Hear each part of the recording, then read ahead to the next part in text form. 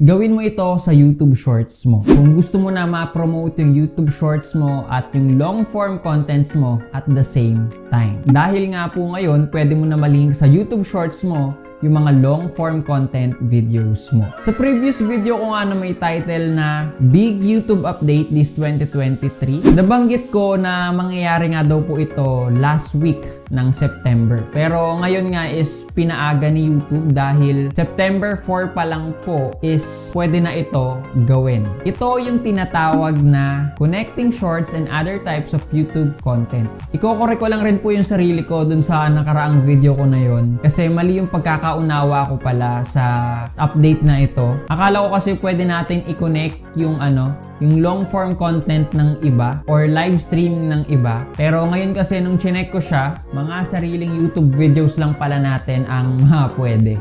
So sorry po, it's my mistake na mali yung pagkakaintindi ko nung nakaraang video. Pero let's say na may napanood kang YouTube Shorts ni Rod TV and sabihin natin na-entertain ka and na-curious ka in a short period of time. Ngayon, parang feel mo na may kulang, no? Parang may gusto ko pang itanong or parang hindi malinaw sa'yo yung detalye na sinabi ni Rod TV. So, nabitin ka sa shorts na pinanood mo. Ngayon po kasi may kakayahan na nga po si Rod TV na ilagay dito sa mismong YouTube Shorts niya yung long form content na gusto niyang i-relate.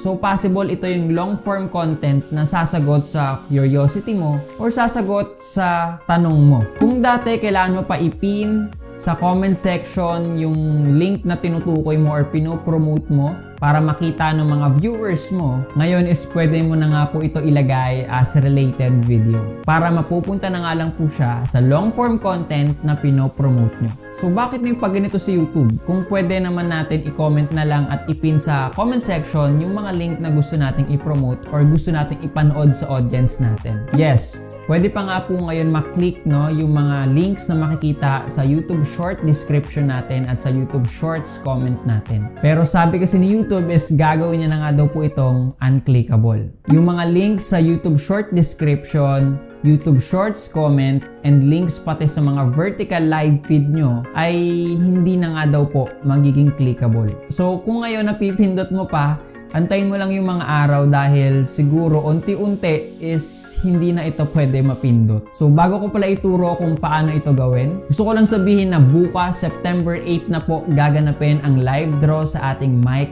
paid raffle na event.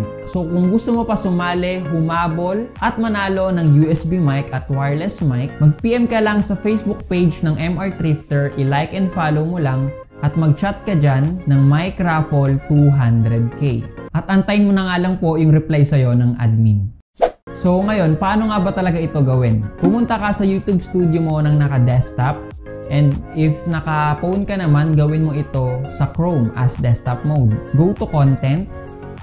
Find the YouTube Shorts na gusto mong lagyan ng related video. Sa baba nga po nito, meron ditong related video option. Ayan, i-click mo lang yan. Ngayon, lalabas lahat ng videos na ginawa mo and pipiliin mo na lang kung anong video yung gusto mong i-relate. Pwedeng YouTube Shorts or pwedeng long form content at pwede rin naman yung live streaming mo. So ako, pinili ko dito is yung long form content ko na related talaga sa YouTube Shorts ko. Once na makapili ka na, hit save. Now, pwede mo nang tignan sa cellphone mo yung YouTube Shorts mo na inedit at tignan mo doon kung lumabas ng hapo yung related video na linagay mo. Now, sa cellphone ko, makikita nyo naman na nandito na nga po yung title ng long form content na rinirelate ko. Pag click mo na yan, madadirect na sila sa long form content na linagay ko. Now, pwede ka na nga po mag-strategize para sa YouTube channel mo. Dahil pwede mo na nga po ma-promote yung other videos na ginawa mo using your YouTube Shorts. So ngayon, let me know sa comment section if meron na nga pong ganito sa YouTube channel mo or pwede mo na ito magawa sa YouTube Shorts mo. I-comment mo nga sa baba yung sagot mo at babasahin ko po yan. If ever na wala pa, make sure to update your YouTube Studio app and YouTube app. Or mag-wait ka na lang rin po ng onte dahil until now is rino-roll out pa nga rin po ito ni YouTube sa lahat ng creators dito sa Pilipinas. Kung gusto nyo pala ng ganitong klaseng t-shirt, click subscribe, libre yan. Ito po ay merch ni Manong Bluetooth. So kung gusto nyo ng ganitong t-shirt, siya na lang po ang kontakin nyo. At ilalagay ko po yung Facebook page niya sa description ko. Don't forget to like this video, hit the subscribe button and the notification bell para updated nga po kayo sa mga YouTube updates na gagawin ni Rod TV. This is Rod TV. Thanks for watching and peace out.